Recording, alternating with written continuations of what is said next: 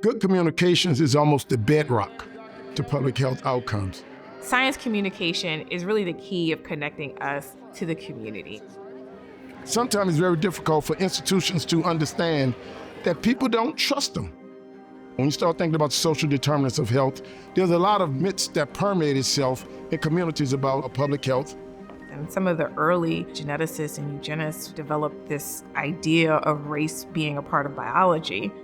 And so what's really been captivating to me is like relying on the science to really disentangle fact from fiction. Is race a biological thing? It is not a biological thing. How do we as responsible communicators then take on the responsibility of saying, hey, we got it wrong? So what we saw during Katrina, what we saw during COVID, was that effective communication, going to the people, speaking to the people with messages that's backed by data and delivered by trustworthy people, actually got people to act.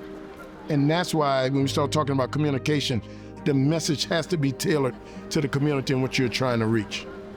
And I think when we start doing things like that and build transparency, we create this trust with the community that ultimately leads to great scientific findings.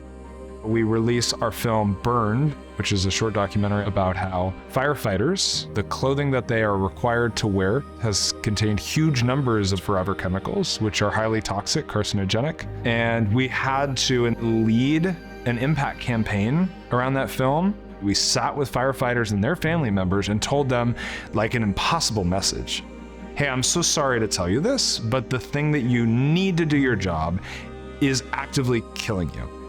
This is a tense situation.